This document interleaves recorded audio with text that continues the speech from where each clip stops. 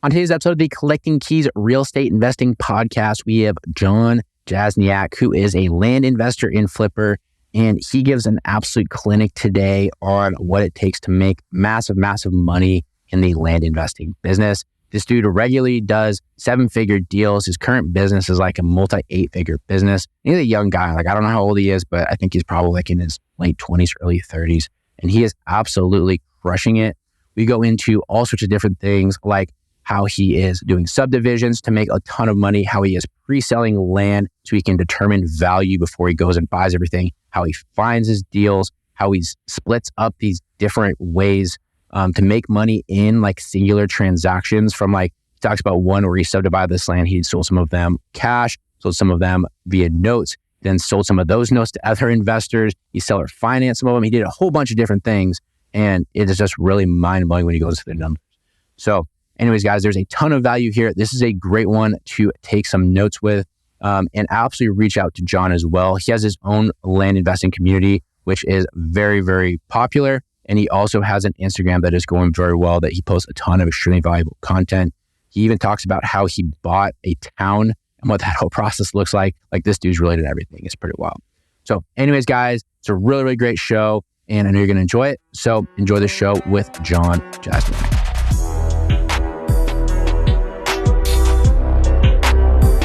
All right, guys, we are here today with Jon Jasniak. And I don't know where you're based out of. I forgot to ask that before the show, but you are a land investor and developer. And I'm super excited to have you on the show today, Jon, because land is kind of all the rage right now. It is a very, very common investment strategy people are starting to pursue. I feel like there are new land gurus popping up every single time, but you're kind of an OG. You've been in this way before it was cool. So I'm super excited to hear about your business and everything that you have going on, man. And it's super great to meet you. Well, I appreciate y'all for having me. Hailing from Fort Worth, Texas here. So I'm a Texas guy, love Texas. And yeah, we're talking about that a little bit before the show. There's a lot of land so-called gurus popping up. I wouldn't necessarily consider myself an OG, almost an OG. Been doing it, I think, probably at this recording 7.5 years now. So it's been quite a while, but yeah, I've learned a few things, and there is a lot of hype right now around land because the returns are just still crazy sky high and projects you can do. Yeah. Well, 7.5 years is pretty good for... Couldn't do anything for that long. Like, honestly, especially these days, dude. I feel like people, they are, 1 year, 2 year maybe before they're moving on to the next thing. Well, yeah, just to hit it right off the top, that's something that I see so much in business, man, especially with students and folks coming in and learning and stuff. It's like the shiny object syndrome nowadays, especially in real estate, is like you can do short-term rentals, you can do fix and flips, you can do multifamily. Like, it's just stay focused on one thing, man. And the more you can do that, like the more money you're going to make. Yep. Yeah. Well, I mean, you look at the last 7.5 years, there's so many other things you could have gone and done outside of land, right? You could have gotten into crypto. You could have done an Amazon store. Right. You could have been drop shipping. You could have gotten into wholesaling, like all the other OnlyFans. It's always an option. OnlyFans. Yeah, you missed that one for sure. But no, that's awesome though, man. So I guess let's start from the end first. Just give people sort of a little bit of context about where you're coming from. What exactly does your business look like? What exactly is it do you do? And then from there, we will kind of go back to the beginnings or hear about how you built all that. Sure. So right now, I would say I kind of run 3 main businesses. It's an 8-figure operation in whole. It's the land side, flipping, developing, subdividing. My unincorporated town, Cornudas, that's a whole nother business.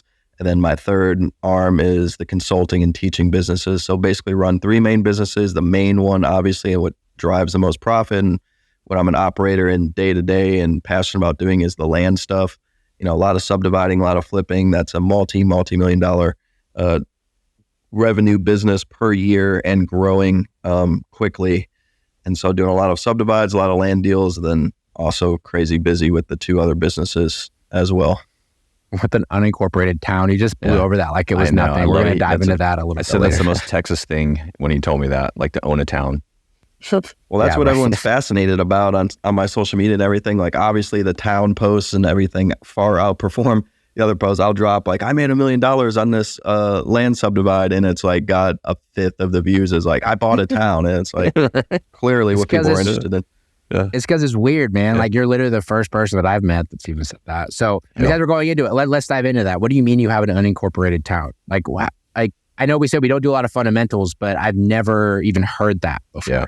Yeah. So my first land deal was in Hudspeth County, Texas. It was a small 53-acre piece, and there's a lot of land out there. And so I've been working Hudspeth County, Texas since 2017. And then in 2022, I see across my Facebook feed pop up, the town of Cornutus, Texas is for sale in Hudspeth County. Dude, had some trouble with back taxes and was kind of running the business into the ground, and it was time for him to sell. And all 2022 went along. I didn't buy it because it's the middle of nowhere. I'm in Fort Worth. It's like 8 hours away. I'm like, how am I going to manage this? How am I going to run this? And then finally, late 22 comes around. Me and my dad go tour the property. I love it. It's, I'm like, if I'm going to become the known person in land and blow up my businesses, what better way to do that than to say I own a town? And so long story short, was probably the hardest transaction I've ever had to accomplish with the seller and the situations and everything involved. Ended up buying it early 2023. Now we're in late 2023. It's been probably 10 months of solid renovation, hard work. We're refinishing the kitchen as we speak. Just got the FRP panels up on the wall, and I think we'll be ready to open in a month or two, finally. A town, so I still don't understand. Yeah, so Cornutus.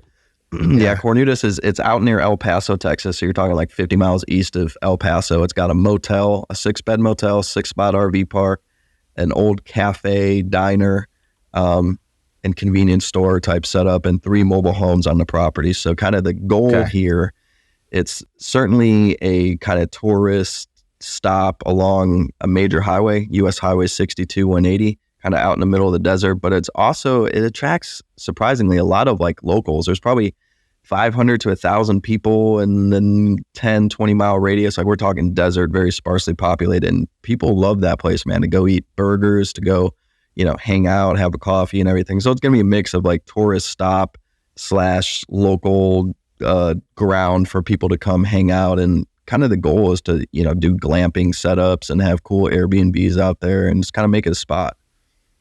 Yeah. Going through this, I just keep thinking of Schitt's Creek the entire time. I know, right? That's what I was saying. Yeah, it's awesome. I got it on Street View. It's cool. If you're listening to this, you got to go check it out. Yeah, so Cornutus, that's Cornudas, Texas. And, pull it up. First picture is an article of you about how a man bought an entire Texas town on Facebook. And here's what's saying, a picture of you right there. So that's cool. You're not lying, man. That's crazy. So I guess, is that like a cash flow play, or like, are you trying to build up the town and then sell it to, a billionaire who's going bankrupt and now needs to move into the hotel? My goal is to hold it forever because it's more like a legacy, like reputational thing, like part of my brand. But everything's for sale, I guess, at the right price. But I think it's a cash flowing property at a high level. It's kind of capped by the operation. Just the cafe can obviously do so much business. Like the RV park can only expand so much and have so many spots. So unless you really what you could do is start buying land around it, and you could actually incorporate it and do like lots and start running electric and water and start selling people. Like you could do whatever you really wanted out there, but to keep it simple, at least to start, it's just going to be a cash flowing business, and I intend to hold it for as long as possible, hopefully forever. Yeah, interesting. I like it. Yeah. So no, that's super, super cool. Awesome, man. So let's go into your land flipping business as well. First off, how did you get into that? Especially if you're doing it 7.5 years ago. Yeah. There wasn't really all of the material and gurus and stuff out there like there is now. So I imagine it must have been a lot of trial by fire and just trial and error. Yeah. But to get where I am now, for sure. Back then, there was really 2 people teaching it. It was the Land Geek and Land Academy. And so I ended up hearing good old Mark Podolsky on a podcast, just like, your listeners are probably hearing me on a podcast, right? And I was like, man, this what's he doing? Like, this is interesting. I was working 9 to 5 at the time as an engineer, and I was really searching for extra income and kind of a way out of that grind. And so, I don't know, instantly something just resonated with me, man. I've always been flipping and buying and selling stuff. And I was like, I could just do that with land. And so I'm listening to Side Hustle Show with Nick Loper, episode 108, Mark Podolsky. It's a great episode, by the way, for your listeners. Highly recommend, check it out. The guy comes on and starts talking about all the cash flow opportunities with land. I'm buying lots for $5,000 and selling them for 20 and all this stuff. So I ended up buying his course. I bought the Land Academy course as well, studied both of those. And I was pretty quick to take action. Probably after 2-3 weeks, like I was buying my first piece of land that I found, like I said, in Hudspeth County. Some guy out of Florida was listing 53 acres in the Gunsight Ranch on landwatch.com for $10,000. I ended up negotiating him down to $8,500 for these 53 acres. So it was like $170 per acre. And what was special about that piece is it already was subdivided into 5 separate lots. And so I ended up selling off each one of those 10.6 acre lots individually and like doubled my money, total walked away with like 17 or 18 grand. At that point, I was like, okay, there's something to this. I immediately started direct mailing West Texas, was buying up 10 acre lots for like $1,500 to $2,500 a pop. And I would owner finance them off to people out there for $150, $250 a month for, 48, 60 months. And I was like quadrupling or like 5, 6, 7x my money on these owner finance little lots. That's kind of how it started. And it really snowballed from there. It was at the beginning, those small lots, and the cash flow started pouring in. At the same time, I was like fueling this fire with my $150,000 per year engineering job. Like I was blessed coming out of school to be in petroleum engineering. So I'm just like, buy more land. And then it kind of just snowballed to where it is today. That's fascinating. So is there I'm just curious with the business model, do you only now target West Texas or you go other places? I work all over Texas. And then folks I work with kind of work nationwide, and it can be done nationwide, which is why I love it. There's a few spots I would stay away from, like close to New York City, California, for instance. Like some of these areas, not great, but you could still do it. But yeah, you do it nationwide. I do mostly Central and West Texas, but kind of expanding into East Texas now. We got some projects we're looking at out there, but all over Texas. Texas is a great market. I always tell people you could do like just one state alone, whether it's Texas, Tennessee, the Carolinas, et cetera. You could probably do $1 billion just in one state in land transactions. Certainly $100 million. Wow. Yeah. So with that being said, is there the cool part about what you're talking about is the exit on this? Because like for me, I'm looking at a map on West Texas, and my inclination wouldn't be that I could pair these land deals with a basically a retail buyer in these cases, in how you got started, and you weren't doing necessarily anything like big subplats and all that sort of stuff. So I'm just curious on that initial stuff you were doing in West Texas, like how did you pair the buyer for these properties with what you were coming up with? Facebook marketing. That's still how I do all my stuff today. Facebook Marketplace, Facebook ads. You really don't need that big of a city or that big of an area to sell someone land. I've done projects in cities. A good example is Andrews, Texas. I just did a big 32 lot subdivision up there. Andrews is like 15,000 people, and all those lots sold in 2.5 months, 32 lots. And so, a 10, 20, 50,000 person city is more than enough market size for, a 10 acre piece of land. And so that's what I was doing is I was marketing these to people in El Paso, which is a bigger city, or people in Pecos or Fort Stockton or Midland, Odessa, which is a couple 100,000 person city. And they were just, folks who want to move out of the city, own 5, 10, 20 acres of land. That market nowadays in the U.S. is gigantic, like bigger than anyone can even fathom. Fascinating. The biggest thing that always gets me with land, you get down to some of these funny rural areas trying to sell it to somebody from El Paso. How do you even value it? Yeah. Right? Like there's, especially like I said, it's a massive country. There's nothing but land in all directions. So how do you determine what actually is a good price to be buying and selling this land for? Yeah. So that comes down to comparable analysis. Even the small rural markets are going to have some sort of comparables and some sort of market. Sometimes what's interesting is like you won't even find pieces of land for sale in a given market, and sometimes you can almost set the market. But really, at the end of the day, it's all about what the consumer will pay and what the market will, pay and withhold and withstand, so to speak. In places in the middle of nowhere like Hudspeth County, it can be hard to get comparables sometimes.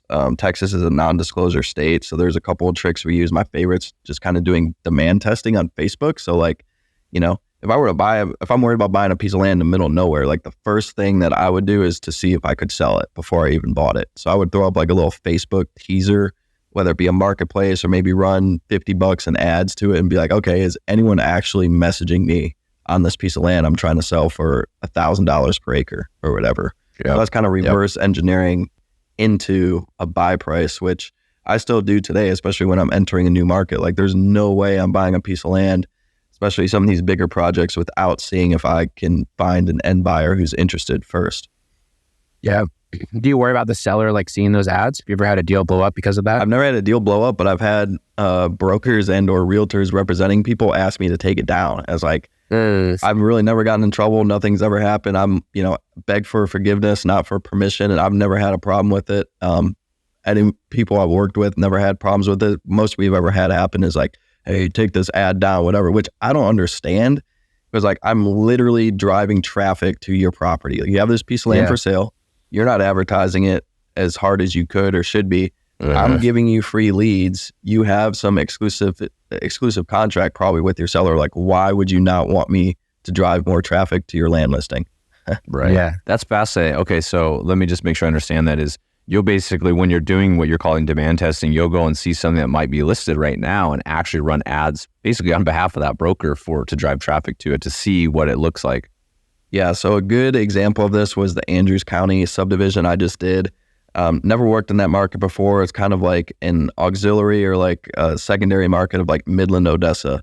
So I was like, okay, I'm going to go buy this 350 acre piece for $1,500 per acre, spend like $510,000. Like, how am I actually going to know that my 10 acre lots I'm going to create out there are going to sell? So before I even got under contract, I just ran a geo-targeted ad towards Andrews, Texas. Hey, 10 acres coming soon. $1,500 down, $1,000 a month for 60 months. So I was aiming to, originate $50,000 notes or so out there, $60K total. And then I look at the messages and the cost per lead as they pour in on Facebook. Anything under $10 is pretty strong. Anything under $5 is like really strong on a cost per lead. You got to run ads to these tests to get your data. So on Andrews, I think I was at like $6 or $7 per lead. So I'm like, okay, it's a pretty strong market. I know people are interested before I even go under contract in buying 10 acres out there for $1,000 per month for 60 months. And so boom, I went under contract. And then, obviously the data, it panned out. Within 2.5 months, we've said we're all sold out. We technically got one lot left, but we sold 31 out of 32 lots. Dude, solid. So what's your, I guess put that together at the end, what's your total return on that? You bought that for, said 510. Yep. And then you were selling them for, what'd you say, 1,500 down and 1,000 per month. So how many lots was that? What's the total? Yeah, so let's walk through numbers real quick on that. On the buy side, I got it for $1,500 per acre. It was 345 acres. It was a $510K purchase price. I actually didn't come out of pocket $510K. I love to do seller financing and ask the seller to carry the note, but she wouldn't do it in this case. So I brought in a private money guy. These are my two favorite models. Use either seller financing or private money guy. So he comes in for $450K. Straight debt, 18% amortized loan over 5 years. So I'm paying him, I think, $11,000 per month on that note. 18%. 18%. Is that interest only, or is No, fully amortized. Fully amortized. Wow. I'm looking at my calculator right now. It's $11,000 per month for 60 months with that private money guy. So he comes in with $450. I come in with $60. We get it closed up. Immediately, I started selling him 32 lots. Let's just keep it simple, because at the end of the day, it's never this clean, right? Because I have 32 lots. I probably sold 5 or 6 for cash. I'll probably originate, call it 25, 26 notes out of the 32. I'll end up selling a few of those notes, whatever. But to keep it simple, 32 notes at $50,500 each. That's $1,000 a month for 60 months. $50,500 at 7% interest times 32. You're looking at about 1.6 million in notes receivable. I'm carrying $460,000 worth of debt on the property. So it'll be, net over $1 million. I'll probably get a few cash sales in there. I'll probably sell some of those notes at 80% or so of face value. So, all said and done, I'm going to net probably $750,000 on that project. That's sick. We do have to do, to be fully transparent, we're doing a $70,000 road, and I paid $30,000 to get it surveyed. So all said and done, I'm into it, for $60,000 as a down payment up front, and then another $100,000. So I'm into it $160,000, and within a year, if I really wanted to, I could net call it $750,000. That's wild. I got a lot of questions here.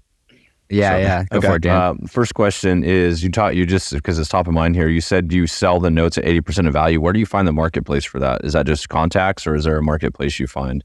Yeah, so there's a few ways to do it. I've obviously built up a good network of note buyers over the years. If you're interested in selling notes, whatever form of real estate it is, you got to start building that network like ASAP. Right. A good place to find them nowadays is PaperStack, PAPER, paper, STAC, paperstack.com.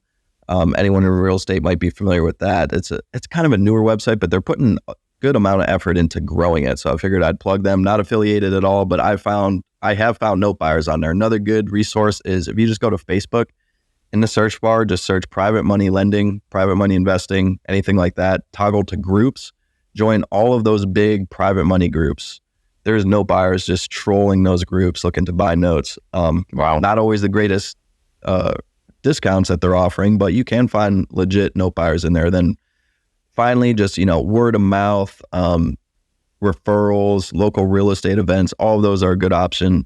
Really, all you need is 3, 4, 5 folks in your network who can buy notes. I mean, I got, that's more than enough that I'm willing to offload. I mean, I got, you build up a network, people are willing to buy millions of dollars worth of notes pretty quickly. Yeah, that's solid. So another unrelated question after the notes is, you talked about like buying the land, and obviously you have to do some level of entitlements or subplatting or something. Like, how does that process look for you? And is there a reason why you wouldn't go to certain locations because of their local processes for subdividing the land? Definitely. Subdividing is a pretty complex area because area of expertise, because it can vary so greatly. I mean, you could do, and I've done it all, you could do like an entitlement process, working where you actually need to build some roads, do drainage studies, do some minor, even more extensive sort of engineering to get it passed by the county or city. So it's like full-blown subdividing, and can get pretty complicated, and quote unquote, entitling the land. My favorite area is to be outside of city limits, where there's basically little to no entitlement required. Maybe a dirt road, maybe run some power. That's pretty simple. And then you could go even easier than that, where you're looking at plat exempt or, minor subdivides where there's basically no approvals needed. And that's, a lot of cases, all lots are touching public roads. You're above a certain acreage range. Like in Texas, it's 10 plus. In Tennessee, it's 5+ acres. Kind of each state, each county has different regulations and loopholes. So those are really simple, especially for beginners. And then, as far as different counties and different states, for sure, there's places I would stay away from. California, like you can get hung up in a platting process for 18 months because they want environmental studies and how's it affecting the fish and what's it going to do to the soil and blah, blah, blah. Whereas Texas or Tennessee or Virginia or some of these areas are, almost could care less what you do, which is crazy. That's cool. One question on that too is, so are there situations, and you did talk about seller financing, maybe this plays into that, but are there situations where you might let the seller remain entitled while you take it to different phases of entitlement just to make sure that you're like going to get it, and then having more earnest money go hard as you go through the phases? Do you ever do anything like that? Yeah, definitely. That would be kind of just like an extended close or an extended option scenario to get it under contract. Start running, traps with the county. What exactly are you going to require, or the city to get me approved here? A lot of things like doing water studies or water testing, I will do on some sort of like extended feasibility on these big projects. Like the Andrews one, we're doing test water wells. If well water is a proposed use, we want to make sure that they have at least a few gallons per minute. They can hit a water well, so that way they can have water. Now, I've sold dry land, and you can sell dry land, but obviously having water in your land is going to greatly improve the value. So for sure, I always tell people, don't go under contract unless you absolutely need to. Like there's a lot of this stuff that can be done before going under contract, before giving any sort of hard earnest money. And I think what a lot of folks get kind of looped into, or kind of this mindset of like FOMO. They're like, oh my God, this deal's so good, I'm going to miss out. I need to go under contract. And it's like, a lot of times, especially with these pieces of land, there's not like a huge buyer pool. Like, oh my God, this is a bidding war on this piece of land. Most of the times, if it's on market, it's been on market for months and months at a time. Or if it's off market, the seller's going to be there in a couple of weeks after you've made some phone calls and run some traps. So never get FOMO on a deal. Good advice. That's good advice. That's crazy, man. You got my mind just sort of going through this stuff. And, with Dan's question about avoiding areas. So we did like just a small subplat on a house that we bought here locally, that we renovated the house and we just separated off the back half of the lot. It took forever. Yeah, it took about a year. One lot. It took a year. Mm-hmm. It was a freaking nightmare. Washington, right?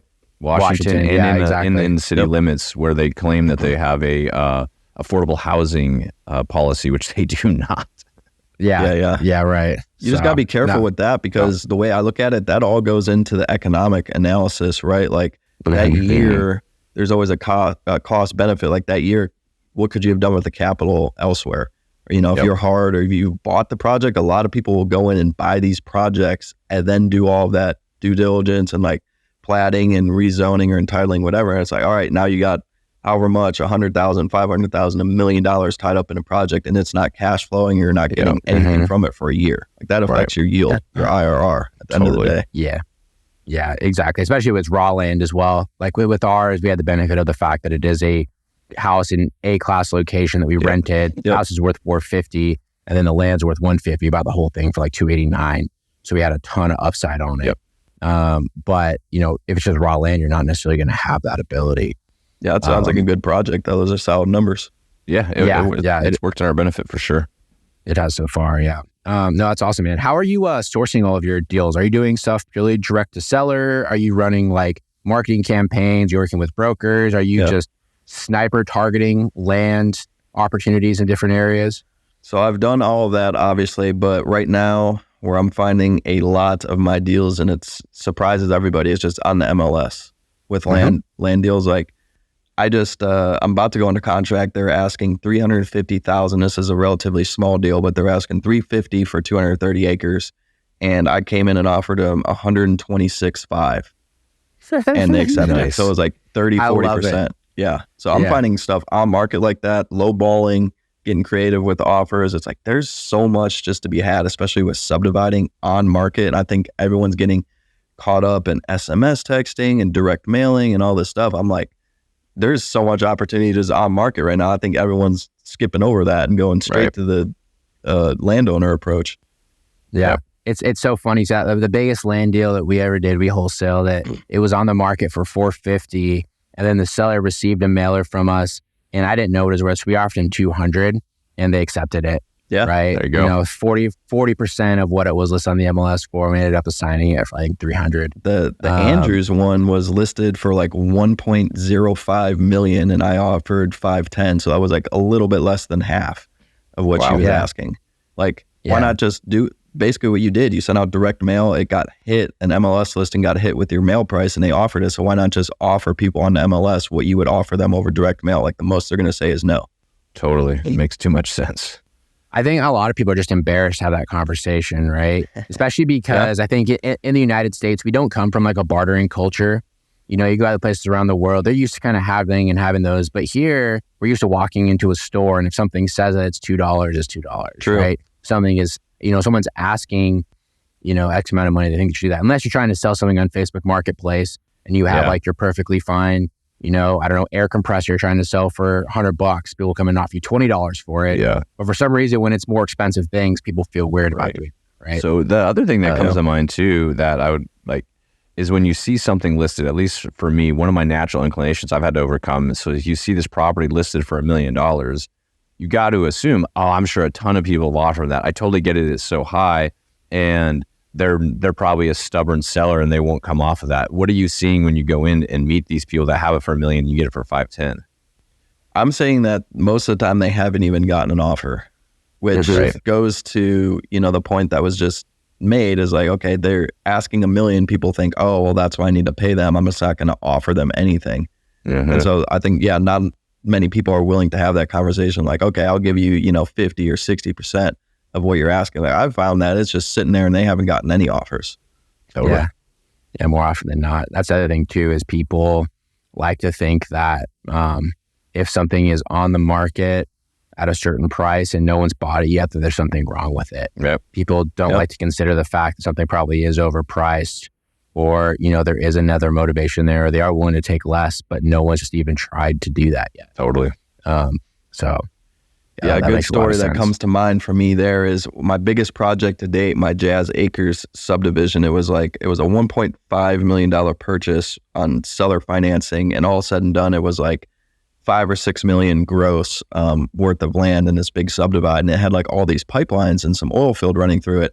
And I remember calling the broker. I was like, I want to subdivide this thing, and he's like, John, I'm a broker owner. Like, if this was a developable piece of land, a subdivide candidate, like, trust me, I would have already done this already. And I'm like, okay, it kind of scared me a little bit, but I ran with it. And next thing you know, I'm buying it and subdividing, and it sold like hotcakes. I'm like, this dude, was scared of all the pipelines and some minor problems. It was like this, pig property or whatever, and I just like, no problem for me. It's not everyone has the same vision, which is just, it's interesting how differently people think and how there could be just drastically different outcomes.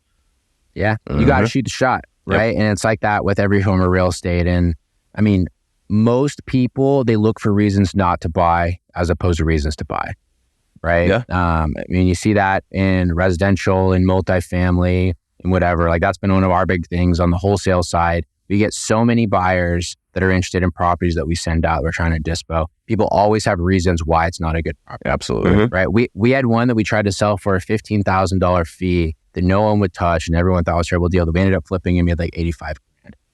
It's like they could have bought it and still made 60, right? This isn't the same exact deal they talked about on that podcast I listened to, so it does not make it a deal. Yeah, right. Exactly.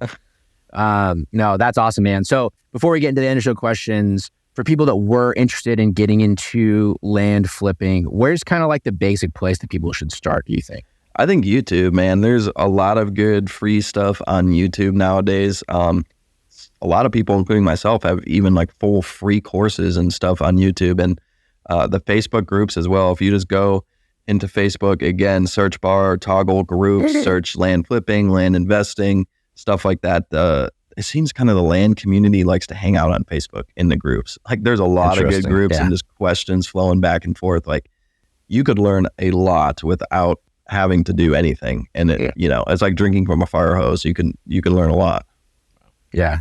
Awesome, man. Good stuff. I mean, YouTube University is a great way to learn anything these days. Spot. But, you can't convince people of that, but they're happy to go and take out a $200,000 loan to go and learn about ancient Roman history in a university class. Well, they love to go take out $200,000 out of their bank account or a loan and buy a piece of property before even watching like a free video on how it's done. It's crazy. Right. Totally. Yeah, that's very, very true. Awesome. Well, good stuff, John. Lots of great tidbits here. So we're going to dive into our end of show questions here. We ask the same 3 questions of everyone that comes on the show. So the first question that we have is, what is your craziest real estate investing story? This can be a big win, a big loss, crazy tenant, crazy seller, whatever you got. Yeah, it's got to be the Cornudas story for sure. The guy was selling, he had over $100,000 in back taxes and attorney fees.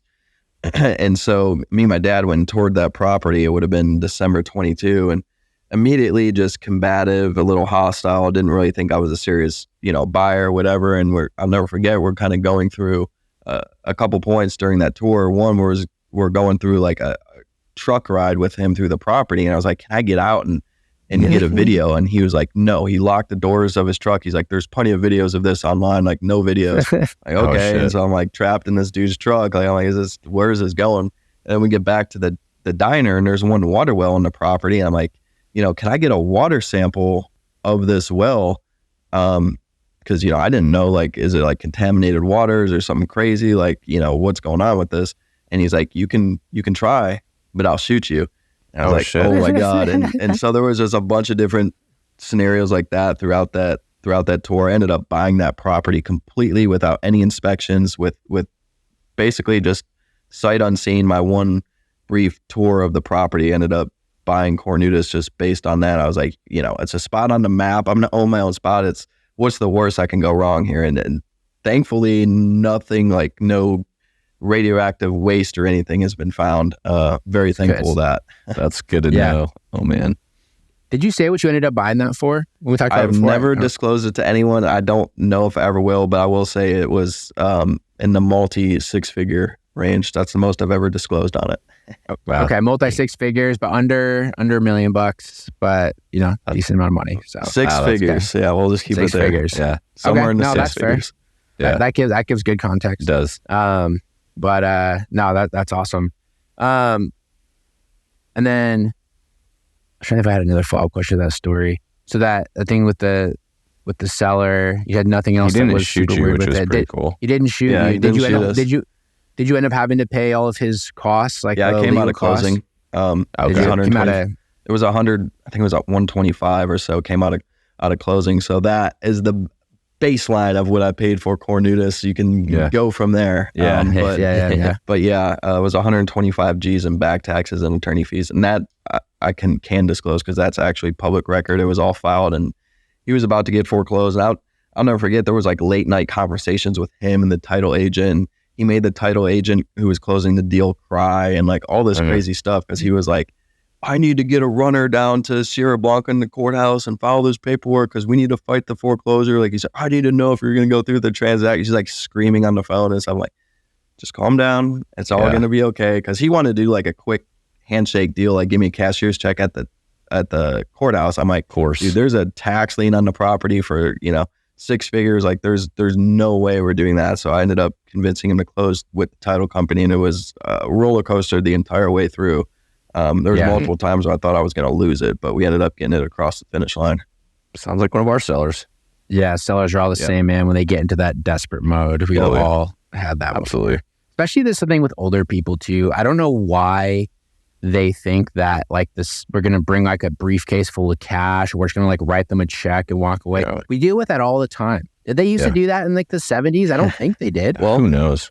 They used to do it, I believe, as of like 20 years ago, 20, 30 years ago. We forget that technology sometimes has evolved so quickly. And, just like 20, 30 years ago, it was like meet at the closing office and shake a hand and sign documents and hand over checks.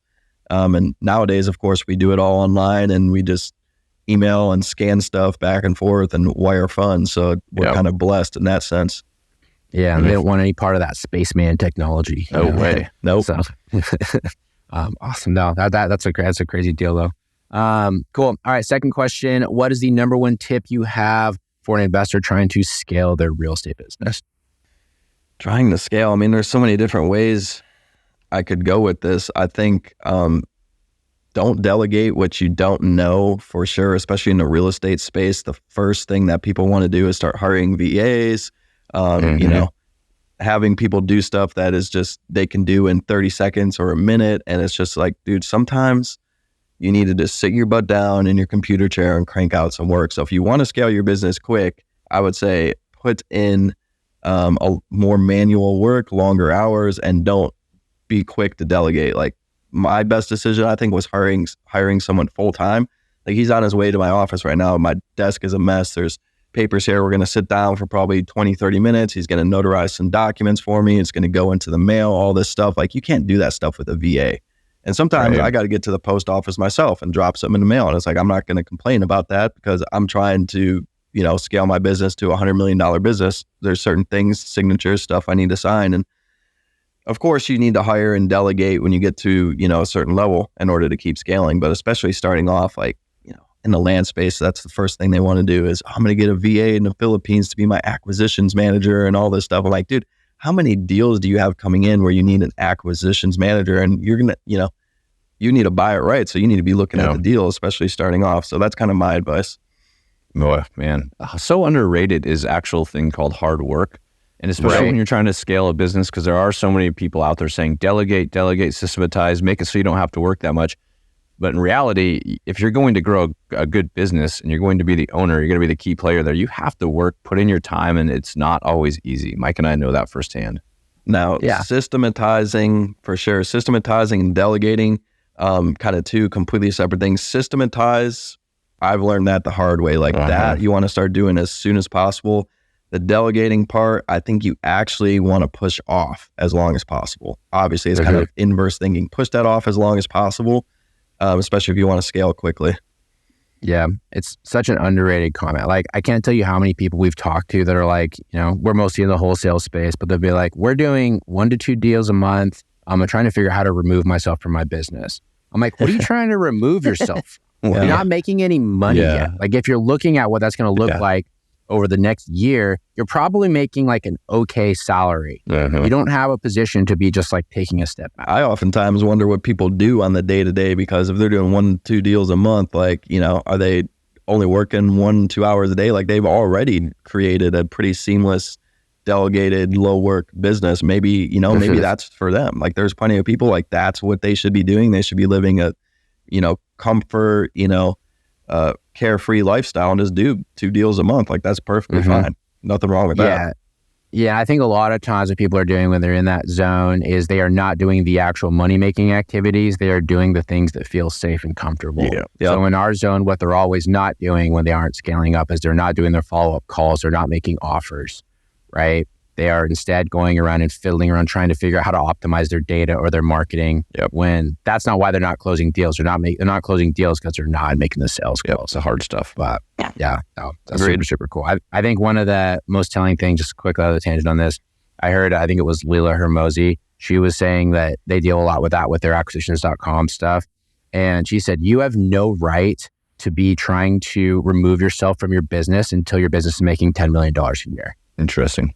Right. And I thought that was a very different perspective from so many of like the financial independence people out here who are trying to, you know, remove themselves from their business that's doing $50,000 a year. A great podcast everyone should listen to, as well as recently came out where Grant Cardone was on the iced coffee hour with Jack Selby and Graham. And he talked about the exact same thing. He was like, they're like, do you have someone like a CFO, like making your financial decisions or financial advisor? He's like, no, I make all my financial decisions. And they were like asking him all these questions. And he was basically saying the same thing. He's like, people don't realize like I do all this stuff myself. Like someone GC's level, like still operating in the trenches. Like, don't think that you're too good to have some VA or financial assistant like making decisions for you.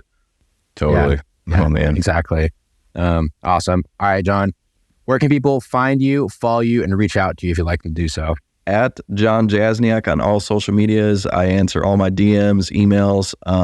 Love connecting, love looking at deals. Like, just for free, if you want to DM me, like, hey, what do you think about this piece of land? Like, is this a deal? Whatever. Like, I'm just obsessed with looking at land deals. And then jonjasniak.com/land. Like, you can find my free course there, ebook, like a bunch of stuff, all the connections. Shoot me a DM or an email. Nice. Awesome. Yeah. And Jasniak out there for your audio listeners is Jasniak.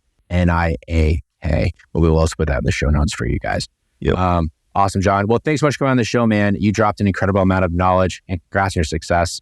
I definitely want to keep in touch with you because what you're doing is super interesting to me. And also too, you're one of the people that we've had on this show that I can tell just by your vibe and by your saying that you are a legitimate operator. You're not fluffing numbers. You're actually out there crushing it, man. You'd be surprised. We get a lot of people on this show and it's like, yeah, you have some information, but also halfway through you're kind of like, you like to think you're a big deal, but you're really not doing much. But you're definitely the opposite. I appreciate that, and I definitely appreciate you guys having me on. Absolutely, man. Absolutely. So cool. Right on, guys. Well, absolutely reach out to John on his social medias and check out his website. You heard it from his own mouth. If you have a deal you're looking at or you're interested in land flipping, go ahead and give him a DM. Reach out to him, and he'd be more than happy to take a look at whatever you're looking at. So hit him up there. That is why people come on these shows, is because they want public exposure. They want to interact with you. So don't be shy. We're all nice. Everyone who comes on this show is more than happy to chat with you. Yeah. But besides that, everybody, please go and leave us a 5-star review wherever you listen to your podcast. Share this with anyone who's interested in investing or land flipping, or, just wants to hear 3 guys talk about making money, which, I feel like there's a lot of people that just like to listen to that, even though they don't take any action. You do you. I don't care. And aside from that, everybody, thanks so much. We appreciate it. And we'll talk to you next week. Thanks.